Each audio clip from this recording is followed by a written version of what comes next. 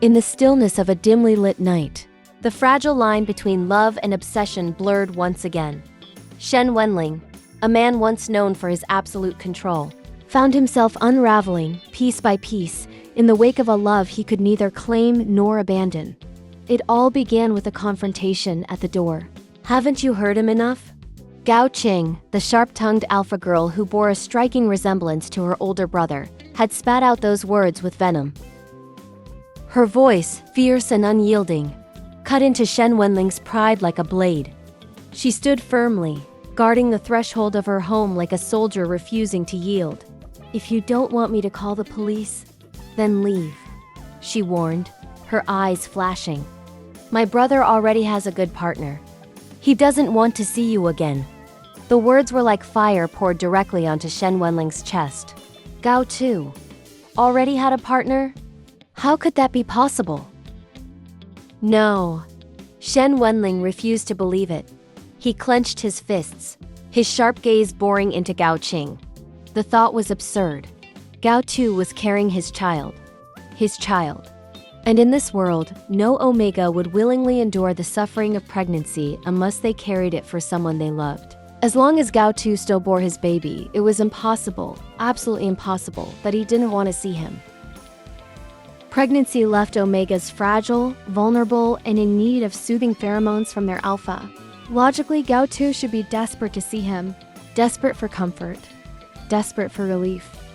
So why would he avoid him? "Didn't you tell Gao Tu I was looking for him?"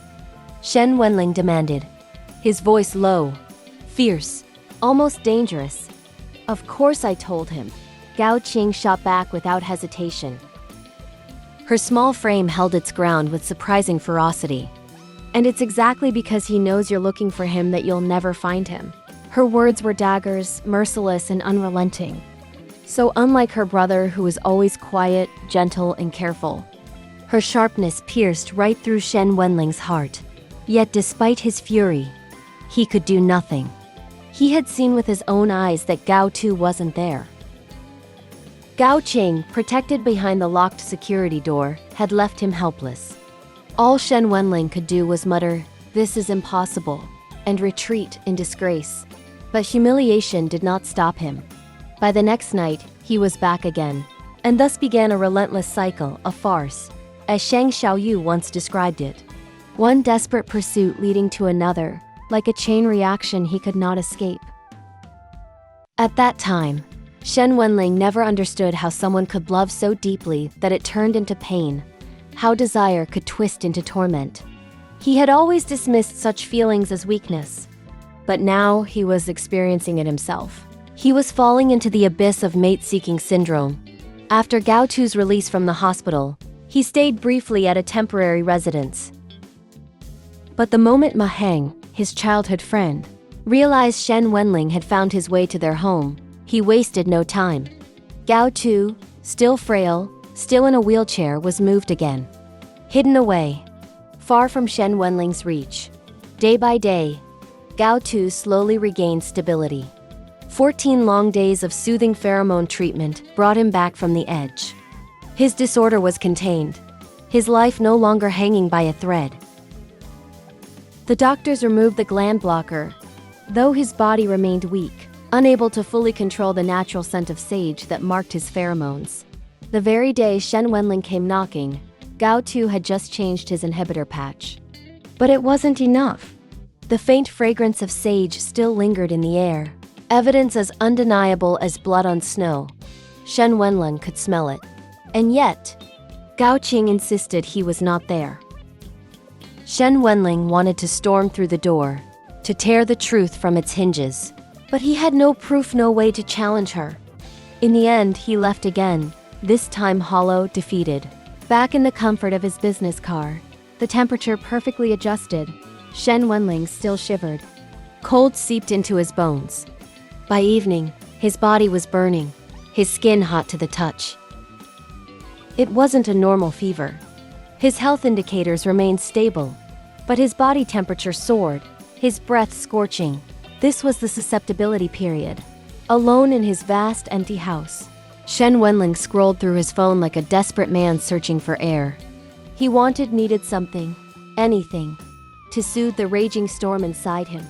His thumb stopped on an old video, a clip saved years ago, and saved again and again through every phone change, as if his soul could not let it go.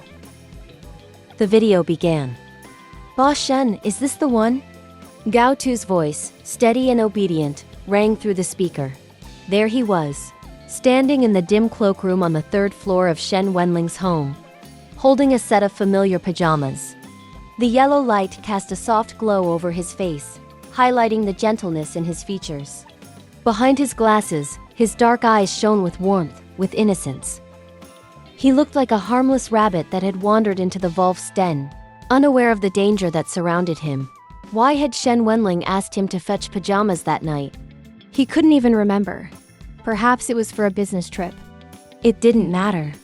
What mattered was that every time Shen Wenlang replayed that video, he felt at peace. It was harmony, it was possession. It was everything. And on this night, he replayed it again. And again. And again. But peace did not come. Instead, memories clawed back. The party. The moment when desire overtook reason. Gao Tu beneath him, fragile and soft, his body overwhelmed by alpha pheromones. His lips trembling, his breath shallow. A rabbit caught beneath the wolf's paws, unable to escape. He remembered the silence. Gao Tu hadn't cried out, hadn't resisted.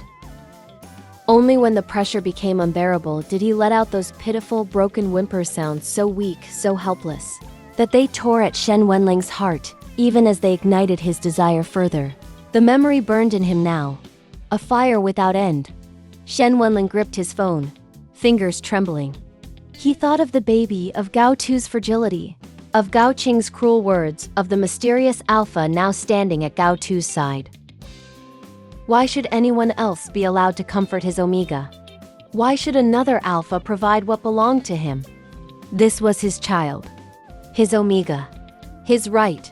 The fury rose like smoke over a raging fire. His chest tightened, his vision blurred. Desire and anger twisted together until it felt as though he would tear himself apart.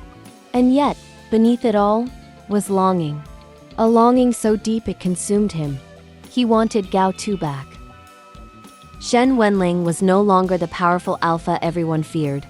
He was no longer the cold man of indifference. He was just a desperate wolf, clawing endlessly for the rabbit that had slipped from his grasp. No matter where Gao Tu hid, no matter how many doors shut him out, no matter how many protectors stood in his way, Shen Wenlang's obsession would not end. If this story left you breathless, if Shen Wenlang's torment and Gao Tu's fragile resistance moved you, don't forget to like this video, subscribe to the channel, and hit the bell icon for more captivating stories from the world of love, obsession, and fate.